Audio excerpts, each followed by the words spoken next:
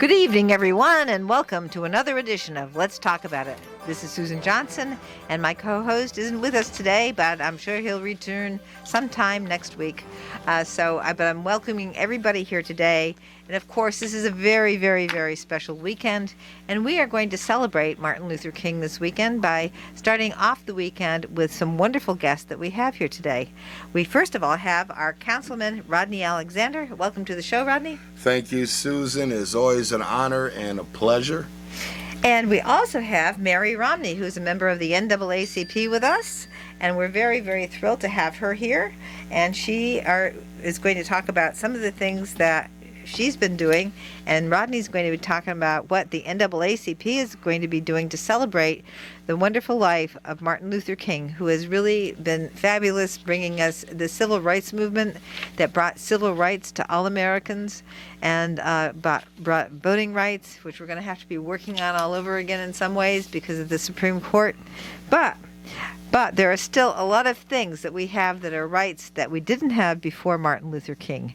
And that's why it's really, really important to celebrate, because Martin Luther King was about everybody's rights, about all minority rights, everybody's rights, women's rights, all these rights that were created in the 60s because of the Martin Luther King movement and his work. They are why we have freedoms and rights to privacy today. So without further ado, I'm going to start off with Mary Romney. Well, thank you very much. Thank you for inviting us. It's a great honor to be here. We thank you very much for your interest in the NAACP and for your support by having us on this program. Mm-hmm. Susan As a member. and her husband are also members. We are. Yes, and we're very grateful to you for that. So Wow. Thank you. I'm thrilled we have an NAACP in this region, and that we have wonderful, wonderful president of the NAACP, Leah Rawls, who's just done amazing work, and she's always a ball of fire getting everything done and making sure people are educated about all the history in the movements that we've had to have to bring this country forward and to make progress for every human being here. Absolutely. Leah Rawls has been an exemplary leader. She's just been absolutely wonderful. I can't say enough wonderful things about her. And of course, Rodney, who is here with us this evening, is the first vice president of our branch. But between Leah and Rodney, we have some excellent leadership for which we're all very grateful. Absolutely. It's Yeah. really important to have a group of people here who get and promote civil rights. Right. And it's just a great thing. So Yeah. thank you so much, Mary. Well, thank you. So the Windham Willimantic NAACP 2023 Martin Luther King celebration is entitled Why We Can't Wait, which we can explain in just a moment. But I would like to sort of run through the agenda Sure. so that you have an Yeah. idea of what kinds of activities we're going to be offering during the celebration. And this is all on Zoom. Yes, it's on Zoom. And how would the people celebration. connect on Zoom? Excuse me? How would they connect on Zoom? How do they go to get They can go the to Zoom our link? website. To the and NAACP Yep. for the And The Windham Willimantic NAACP has a website, and at that website they can find the link Yep, to the the- celebration for tomorrow. the link is under events.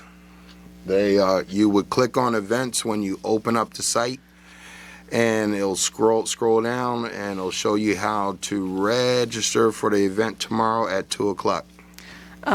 Would you like me to give the exact address of the website? Yes, please. Okay.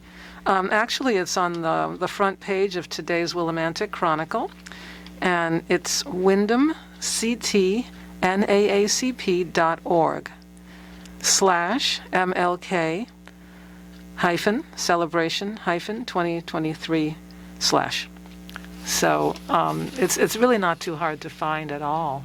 If Excellent. somebody would like to join us tomorrow, and we certainly hope that a lot of you out there will do that. Sounds great. But anyway, in terms of what we're going to be doing during the celebration, it's going to start at 2 o'clock in the afternoon, and it's going to be infused with music, especially gospel and spiritual music, that were among the cornerstones of the civil rights movement.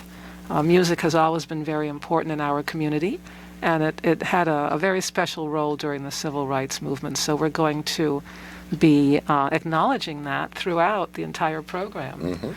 But anyway, it's going to feature speeches by Leah Rawls, who again is our president, by Rodney Alexander, who is our first vice president, and by Reverend Ernest Kinsler, who is the pastor of the Calvary Baptist Church right here in Willimantic. And as we know, that church is one of the great cornerstones of this community.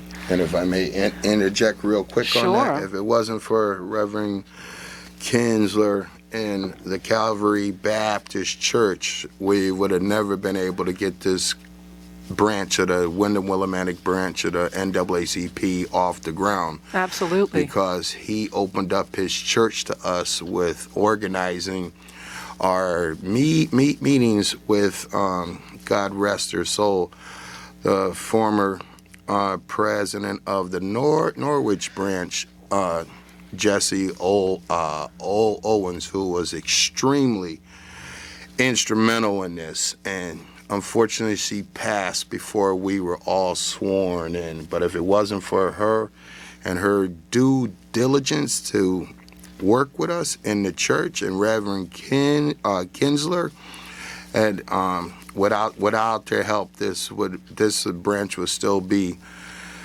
struggling, because we needed their guidance and their help to get it off the ground. Absolutely. I just want to interject here because I know that my husband, Dennis O'Brien, and I were very, very interested, and we went to as many meetings as we could get to help start the NAACP here again in town, because we did have it back in the 80s.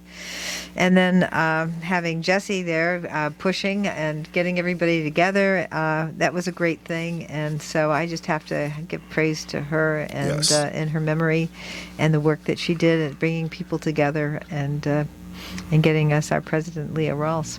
Absolutely. Mrs. Owens was, we owe a lot to Mrs. Owens. Yes, Yes, we we do. do. Yes. An awful lot. You won't get a debate from me. Yeah. So I thank you for mentioning that. Yes, It's, that was excellent. Yeah. And also on the program is Martin Luther King's speech, and then the I Had a Dream speech? the I Have a Dream speech, absolutely. And then the keynote address will be delivered by Attorney Michael Jefferson, about whom we'll say a few words in just a minute. And then after that, the youth who have been active in our branch will give a short presentation which has the same title as the title of the celebration, which is Why We Can't Wait. They're going to explain their interpretation of that. And then we'll have some poetry reading, as well as the introduction of the Black History Month celebration, which will take place obviously next month. And we'll talk about that a little bit later. And that's on February 4th, correct? It starts on February 4th. It starts on February 4th, and it's the following 3 Saturdays. No, the following 2 Saturdays. Excellent. It's going to be 3 Saturdays in February. But just to say a word about Attorney Michael Jefferson, who is our keynote speaker for the Martin Luther King celebration that takes place tomorrow starting at 2 o'clock. Attorney Jefferson received his law degree from the University of Connecticut Law School, and he's been a sole practitioner for over 25 years. He's a longtime community activist and former radio talk show host, and he is credited with establishing New Haven's first ever community-based all-civilian review board as a means of combating police misconduct. Mr. Jefferson is the former chairperson of Connecticut's African American Affairs Commission, and he is also the founder of Kiyama, which is a movement that is dedicated to promoting self-improvement among black males of all ages. Now, in June 2021, Mr. Jefferson was appointed by the Connecticut State Senator Martin Looney to the state's Social Equity Council, which was developed in order to make sure that adult use cannabis programs, that adult use cannabis program is grown equitably and ensures that funds from adult use cannabis programs are brought back to the communities that were hit the hardest by the war on drugs. Mr. Jefferson has received numerous awards for his work, including 5-time selection as one of the 100 most influential blacks in the state of Connecticut by the NAACP. And he has served as a guest lecturer at numerous high schools, colleges, and universities. And he's the founder, along with attorney Robert Pellegrino, of the popular presentation entitled Rooting for Tarzan, The Socialization of Blacks and Whites in American Society. So as you can see, Mr. Jefferson has a very, very impressive resume. Yes, he and does. Has really done an enormous amount of work in our community. And of course, in today's, on the cover, on the front page of today's Willimantic Chronicle, there's a very, very nice and very informative article about Mr. Jefferson. Excellent. Well, I didn't get it yet because they sent it in the mail now, so I have to take a look at it when I get to be it home in order to get the mail, so. Yeah, here's hoping. But I just want to add to the idea of the Social Equity Council, which is something that we really worked in the legislature to create to make sure that we would end the horrible misuse of the war on drugs and make sure that we have access to resources, that people have their records expunged, and that is the process that's going on now. And it's going to make a big, big difference in the future. We're not going to see the changes immediately, but I mean, we are going to see more resources given to our communities all throughout, especially the communities that were affected by the war on drugs. And so we're making a lot of progress trying to fix the problems that were made through a lot of different discriminatory ideas and discrimination laws too. Yes, the ideas turned to laws, right? Yep. Exactly. So we had discriminatory laws, and a lot of the war on drugs was based on race-based. Mm-hmm. It was based on getting minorities and getting them into prison. And so it's a really good thing to get that out of the way. And if people have a problem with drugs, then they can get therapy, and they don't have to worry about a record and that sort of thing. So it's really the way to address these issues. And I think the other thing that I think that we won't have issues with drugs like we have now, because it's been made such a big issue. And we can address people with behavioral health issues instead of trying to target people and put them in prison and give them more stuff to deal with. So I'm really pleased with his work. He's done great work. He's been a great leader helping us out with the social equity. And of course, it was a lot of work in the legislature. And if you take a look at the bill, it's quite an extensive bill, which I went over and over and over because, I had to help people with it in some ways to understand what exactly it was doing. So, but very, very pleased with all the work everybody did to make this happen here in Connecticut, and it makes me proud to be in Connecticut. One thing to implementation of a civilian review board is huge. Being a new town councilman here, that's something we're trying to get here now. And it's been a struggle. It's been a struggle, and it's sad because it's not to go at police per se. It's an instrument and a tool to help establish better communication with the community and police. And I get it. A lot of folks are scared of change, but it's but it's something that we should take a look at it being proactive. We have a good CRB which has been written. It's been approved by town attorney Dugan. It meets all federal, state laws, and our town charter. and it's been an adventure trying to get members of our town council to all be on board with this. There is going to be a community hearing on March 21st. I ask that all citizens of Willimantic come to the middle school on March 21st for this hearing, because this is a chance to be heard on why you feel the way you do, whether you're for it or not. I hope you're for it more. And it's a chance to move forward and put things in place in the event, unfortunately, if anything occurs. Okay, so now we want to take a look at some of the reasons that we're celebrating Dr. Martin Luther King this weekend, and some of the things that went on.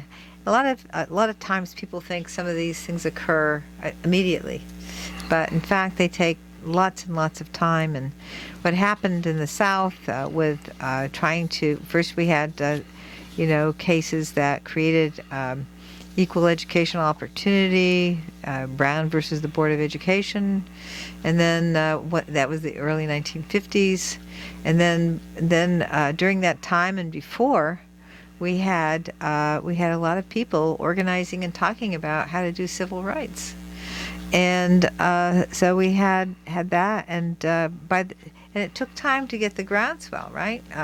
Because Dr. Martin Luther King had to work really, really, really hard to get people to participate and to have them come to these very, very difficult and sometimes very brutal demonstrations to try and say, hey, like when you look at the case of what happened when everybody went to sit down in Walworth, right?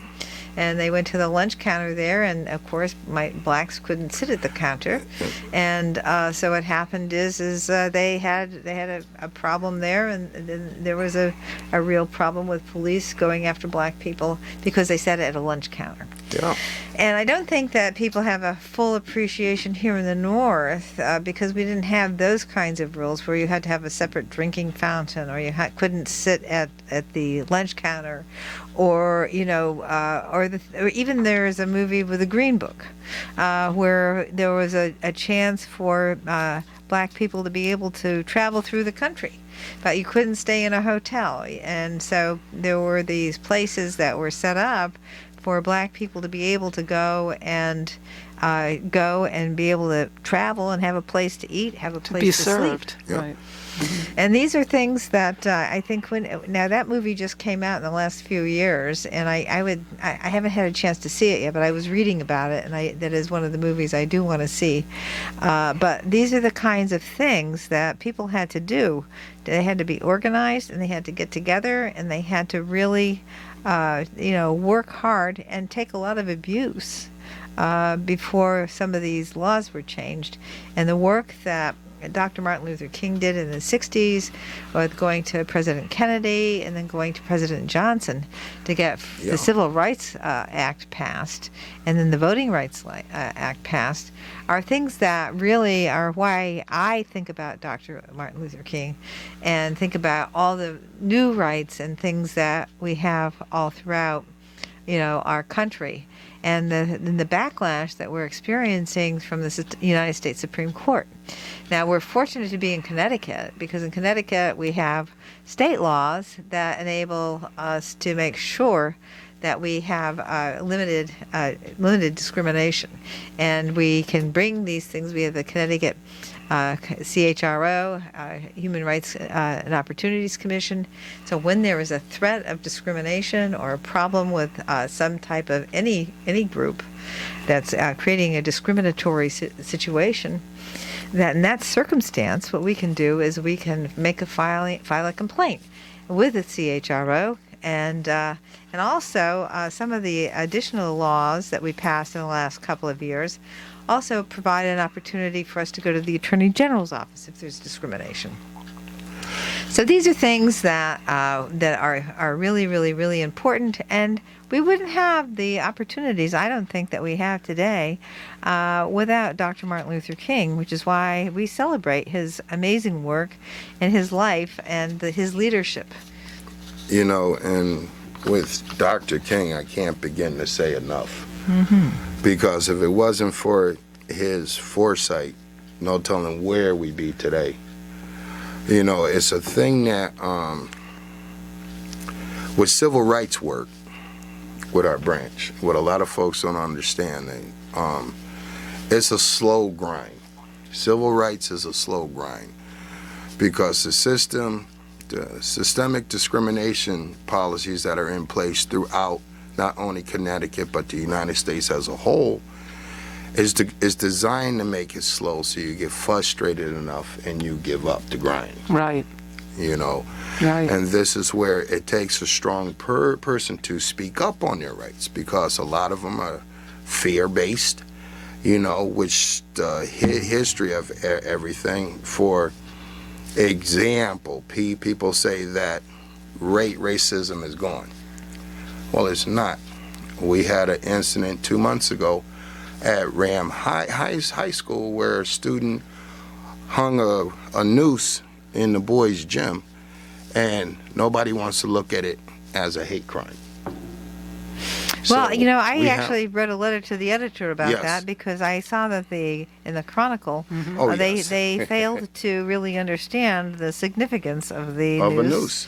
And you know, and I did point to the fact that we do have a functioning and wonderful NAACP here in town, and the work that you did to point the attention. Because you went to, I was out of town at the time that occurred, but I did have time to go and write a letter to the editor. Appreciate that. And you know, it was something that you know, we really need to point out. You can't do these things in school. And I also included the fact, and this is a mental health issue. It really is. I mean, and to create tension where we don't have to have tension between people with different ethnic and races is really a very unfortunate thing to make the children grow up with. And Exactly. creating fear by putting a news in there and doing that with the children when children are already, I mean, we have the highest amount of anxiety in our students now than we've had forever. And we have them in these circumstances where they're ducking and they have baseball bats to try and combat somebody with an AR-15 in the classroom. Really?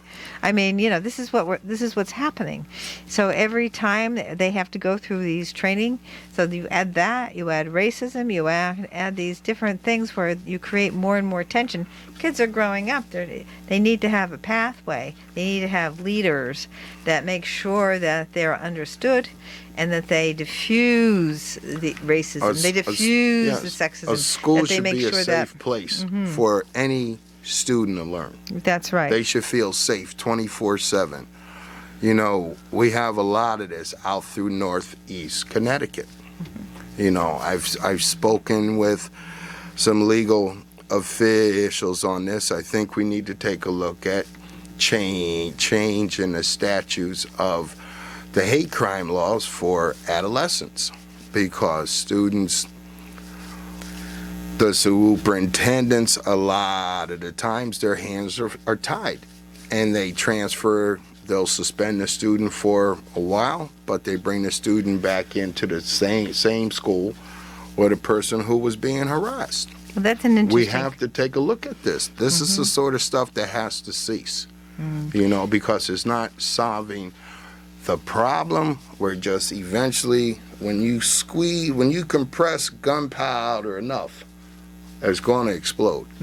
And right now, out here in Northeast Connecticut, from Coventry through Thompson, through Putnam, let's not forget Killingly. We also have issues in Norwich, New London. It's just a matter of time before it explodes, and we're trying to get ahead of this. We want to be part of the solution with all these schools, and we have to get together more. Well, I think that what you say is very, very true. And as somebody who sits on the education committee and have for years, also I've been focused very much on mental health, behavioral health. As an advocate for Medicare beneficiaries and Medicaid people, I've been working on behavioral health situations. And I think that what you were talking about is maybe having more special education, because I think if we're putting these, we need to be able to train the students. We need to be able to give them the mental health support that they need. And we also have programs called the 2Gen program, where you have we have families that have behavioral health problems that transmit them to the students, and these might be ways for us to connect and get the families so they understand what they're doing with their children. Okay. So I think that I think that we need to try and move away from trying to penalize and incarcerate, and I think we need to also figure out a way what are the psychological aspects of these Another kinds way of with things. that, And with the same path Yeah. you're on, the school systems out here need to figure out a way to bring in more teachers of color, more counselors of color.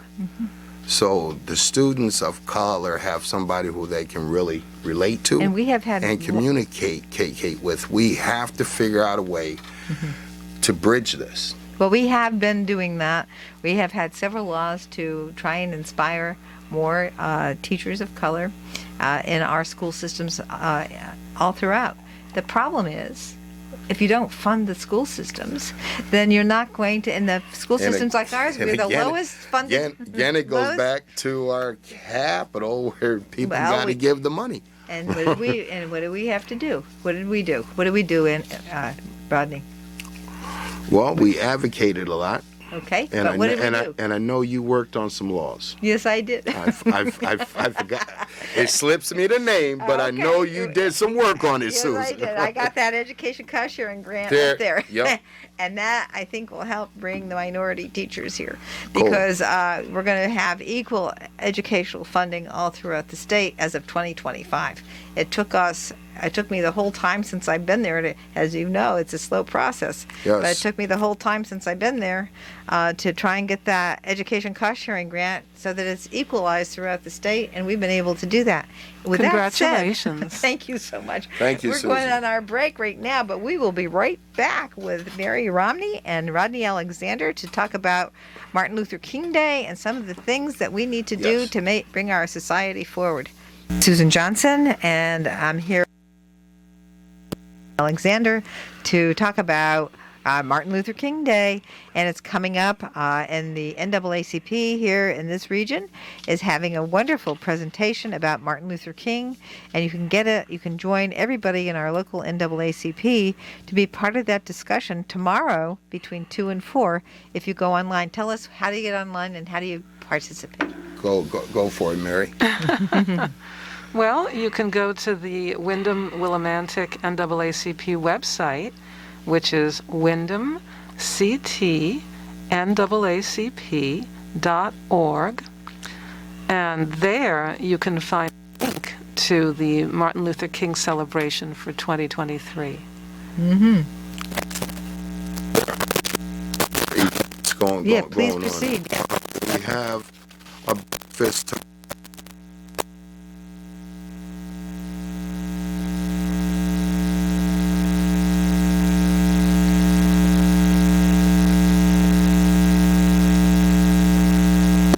To 9. The breakfast starts.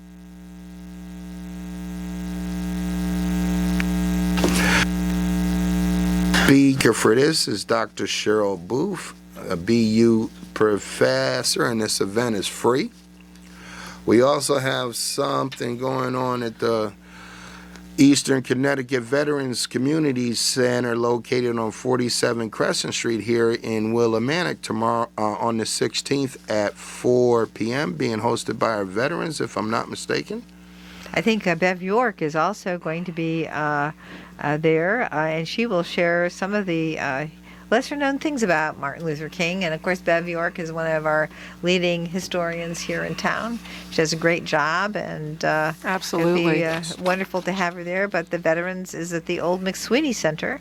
The Veterans Center now is at the old McSweeney Center, so Yes, that's there's a right. lot chance there for people to come and socialize and talk about Martin Luther King, Dr. Martin Luther King, whose amazing work made huge changes in our country, and we have to hang on to those changes because we have a lot of work to do to maintain them and to even make them grow. And I know one of the things we were talking about is the impact, and I think that when you look at the South, the differences between some of the South and the North have to do with the fact that you had in the North a lot of things like redlining, or you had our veterans who were black, that they got the GI benefit, but they couldn't go and buy Couldn't buy a house. couldn't buy a house in a neighborhood. A lot of them didn't get that GI benefit.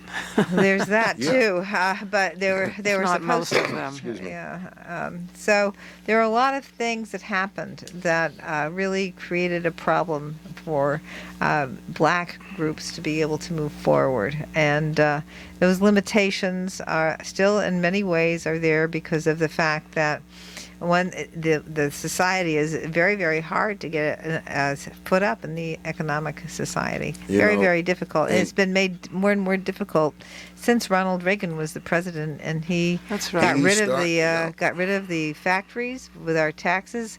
We spent Everything- our money. We spent everything our went money abroad. to shut down our manufacturing back in the 1980s and move it overseas, and that shriveled up our cities and created a real problem.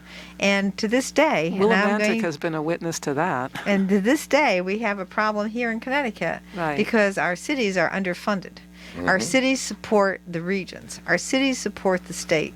Our cities have something called payment in lieu of taxes, which has been improved in the last 2 years. Another thing that I did with former Councilman Dennis O'Brien and people on the council voted not to have the Connecticut Conference of Municipalities. And then they said, how come you don't want us? I said, because you're not helping us. You're not helping these places like ours, like Hartford, Bridgeport, Waterbury, New Haven. And so what we have is a lot of the duties of the state shifted to the cities. And a lot of those payment in lieu of taxes programs are fine. But what happens is there are a lot of nonprofit things that were shifted to the cities that are not getting any payment in lieu of taxes at all. And so my bill this cycle, in addition to wanting to make us have fully funded special education, is to make sure that we are recognized all over the state for the properties that are not paying any taxes at all. Because what does that do? It hurts the children in the schools. It hurts the schools, town. Hurts the town because the citizens have to absorb that cost. That's right. And the towns, and what can the town do? I mean, we see it here. We don't have enough staff to go and do the code enforcement. We don't have enough teachers in the classroom. We have all these things that we need that other towns have and can pay for. And because we support the nonprofit organizations, and don't get me wrong, I'm for supporting them because they do good work. The state needs to step up though and Yes. pay us for our work and for our support. Absolutely. And two, what is being allowed to do is hospitals now, like Wyndham, who's closing maternity wards, which actually chokes a small city, because how are you going to convince a young couple to move to Willimantic to raise a city, and there's no GYOB services OBGYN. here, and OGBYN services here? Obstetrics and gynecology. You know how? You know, their plan, like I said before when I spoke up at the hearing, is for the mothers who are pregnant out here. They have to drive 25 to 30 miles to either Bacchus or Manchester Hospital to deliver, where we have a hospital that's 6 minutes away, and it was fully staffed. But this is another way with systemic discrimination, not only in Willimantic, but in Connecticut and cities throughout the United States now. We have to stop this. Well, what we're doing is we're in a situation nationally where the corporates have taken over corporatization of the hospital systems. They've taken over the little hospitals, like ours, and they've moved the things around to the point where they can make the biggest profit. They also have taken their CEO pay and really Increased it, personified. It's crazy. Right out of this world. But when we have the corporations moving in, taking over healthcare, wherever you have a lot of money, where taxpayers' money is, you're going to see corporations trying to get in there, private sector corporations trying to get in there. Now, just because they're nonprofit does not mean they're not private sector. Yes. All that means is they're supposed to be doing something philanthropic. And so the only public hospitals that we have are University of Connecticut. They're a public institution, Yes. and then the Veterans Hospital is also public institutions. And we the rest have of them to are speak all up on privatized. this All when this stuff privatized. occurs, because this is how you break a small city. Well, we did Exactly. speak up. I mean, Yes, when we they did. we did. I mean, And we got some winnings, but now it's like we're waiting now to see. well, you know? what we did is, first of all, there wasn't the Office of Healthcare Strategy did not existed, but it was not the Office of Healthcare Strategy did not exist until I went to work with Nancy Wyman to create this Office of Healthcare Strategy to make sure that access to hospital services would be equally distributed throughout the state. And then what happened is when they tried to cut back, they didn't have that when they got rid of the intensive care unit, yeah. And when they got rid of intensive care unit, that's when I went to Nancy Wyman, our former lieutenant governor. I said, we need help. They're cutting this, and this should not be. Yeah.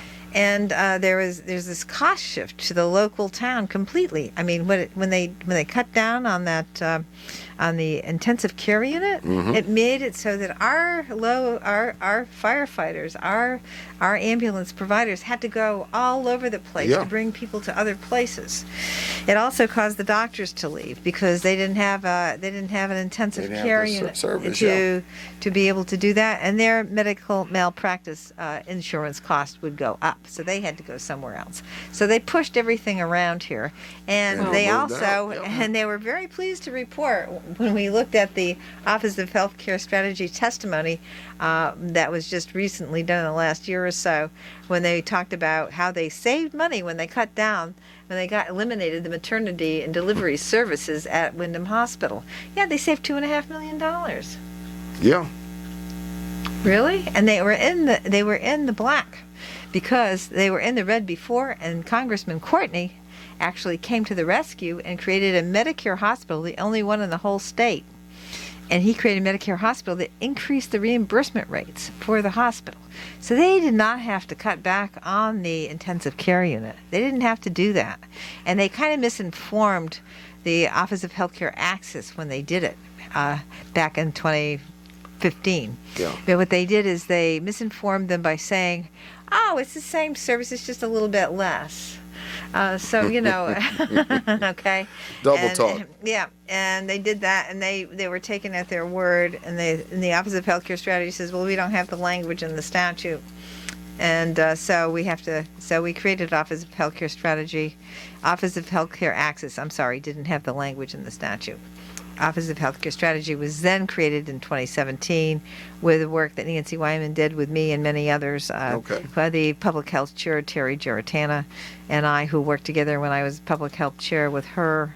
We worked together with now Speaker Ritter to create Office of Healthcare Strategy. So we did do that. So here we are now with an Office of Healthcare Strategy that has the force, has required them to pay $60,000 for not going to them first, and we had a baby delivered on the side of the road. We had a head-on collision with a woman in labor. I mean, and the other thing is we've had a cost shift to our local ambulance providers here. The Willimantic, fire and ambulance services have been wonderful, but it's costing the Willimantic Service District Services, money. yeah. It costs us money because now we are the ambulance provider. Now, lo and behold, originally Hartford Health thought that they were going to provide ambulance services, but that went by the by. And so now it's really the Willimantic Service District. And that's something, when you look at the testimony that was given during the situation that we had just recently, they said, well, the Office of Healthcare Strategy said, you're not doing what you're supposed to do. You were supposed to take care of the local community when you made these changes, and you didn't do it. Exactly. Which is why they were fined, and which was why they were told that they're supposed to have this open. So we're now in a situation where, like you say, we're waiting, Yep. but there's complexities, right? Because they have, as corporations, they have teams of lawyers who can really go to town on this. And seeing what I've said all along, this is going to have a long-term effect on the citizens out here, because you're going to see folks start to move away Right. because they can't raise their kids here, Right. and it's not safe for them to be here. Right. This is how you kill a small city. That's right. And then, like I said before, it was a systemic move geared at our low-income and Latino population here. Right. I will go on record with that. We talk about civil rights, we talk about change. But when major decisions are being made, nobody wants to sit down at the table. Well, who do you want to sit down at the table? Hartford, okay, perfect example. Wyndham Hospital. They went backdoor on this, they slid it through, and it almost got passed. What's that? They went backdoor. The hospital, the maternity ward was closed. It should have been nipped in the bud before it was closed. Well, we stopped them. But we couldn't stop them. Right. Why is that? We have the law that says they're not supposed to do that. Right. Okay, we had that, and that was in place. The law was there. I get it, but how did they manage to get it closed even though the law was in place? Because they violated the law, just like And anybody this- else who violates the law. And this is what I mean. People need to sit down and talk. Well, they because have. They We had a are hearing. now, but that's after the fact. When anybody violates the law, when the law is enforced, it's always after the fact. And it's sad because That's Susan, unfortunately when people but violate the law. when it comes to people of color, we always got to wait.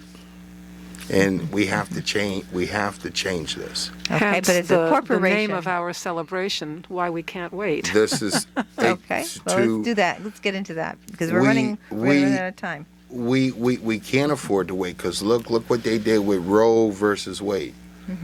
And I'm willing to bet that Brown versus the Board of Education's next. Well, I think Brown versus Board of Education has been dumped on quite for years and years and years. But they did Roe, so this is next. This is why. Well, there's dumping on and there's repealing. This is why we can't wait, because if we sit back, there's going to be an eruption that we need to get ahead of, because people are tired. As much work as our branch does,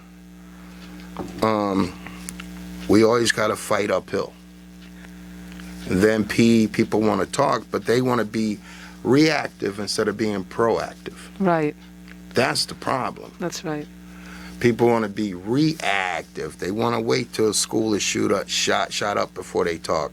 They want to wait until somebody's killed before they talk. When we can sit down as people and try to put better things in place, we have to stop being so reactive. Perfect example is Ram High School. There's more that I can't discuss, but this is just wrong on all levels. There's different sets of laws that anybody who is black or Latino or Asian knows. And we have to get past this color thing. We have to. Because it gets old. The fight for civil rights is real. And it's a shame that here we are, 2023, and we're still fighting for equity and equality. We shouldn't have to. We're all Americans. When I was overseas, I never heard the N-word once. Not once.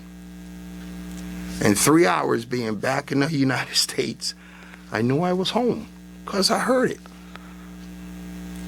Racism, we're not born with it. It's taught. That's exactly right. It's taught. We have to get past this. This is not good old boy days anymore. This is not coming across on the boat and having to work tobacco in cornfields. We're all grown adults. We're all Americans. And what a lot of folks, courtesy of Trump, has given people a platform to use now that's made it even more difficult.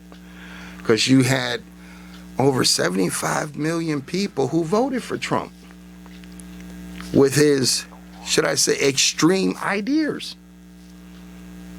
This is the backbone of the United States we have today Well, just that think we about that have for a to minute. get past. They voted for Trump, and they didn't, but they gave Hillary Clinton the majority. I get that. 3 million more. Nevertheless, he made it because of whatever weird things occurred. And I'm a The firm Electoral believer College. we It's need to called get the rid Electoral of that political College. pool. That political pool, Electoral the College. electoral pool needs to go. The Electoral I agree. College. I It agree. needs to go. Yes, it does. Because that's how he won. You're That's right, right. Susan. I just had to point that out. No, you're right. That's how he won. Mm-hmm. You know, and thank God he didn't get it this time. Right.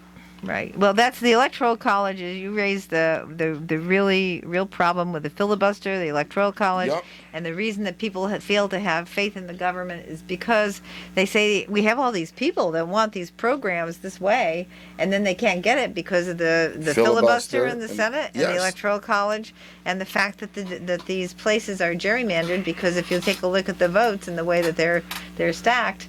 In these different places, the gerrymandering of the House of Representatives and Congress is the other aspect of this problem, and a lot of people don't understand gerrymandering.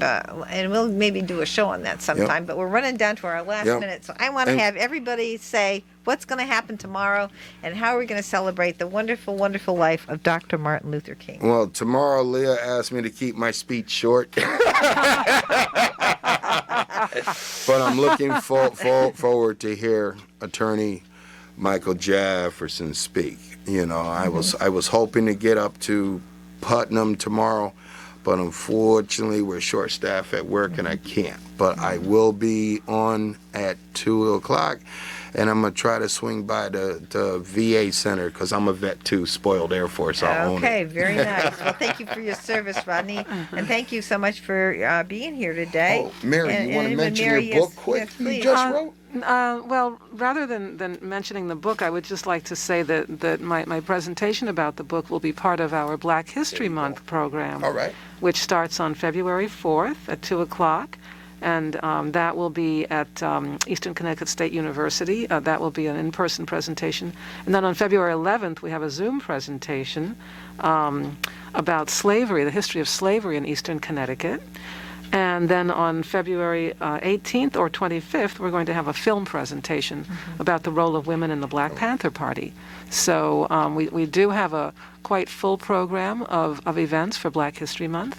And my book presentation is just one of them. It's the And first one. Tell us what it's called and what's the name of your book. The and name what's of it my about. book is An Afro-Caribbean in the Nazi Era, and it's about the imprisonment of my father in a Nazi concentration camp during World War II and his survival of that experience.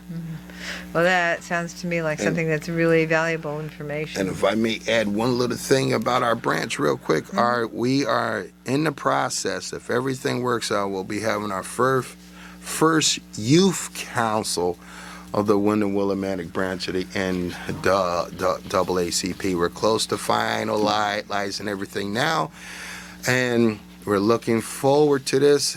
Hopefully everything will come official next month by God's grace, and really looking forward to it. We have 34 students from Willimantic through Pomfret through Woodstock who are going to join. Wonderful. That's a great thing. And that's another way to make these wonderful connections with community to do the kinds of things that we need. This is Susan Johnson. Thank you so much, Rodney Alexander and Mary Romney, for being here with us today on Let's Talk About It. Join us next week for another show. It's a pleasure. Thank you, Susan. Thank you.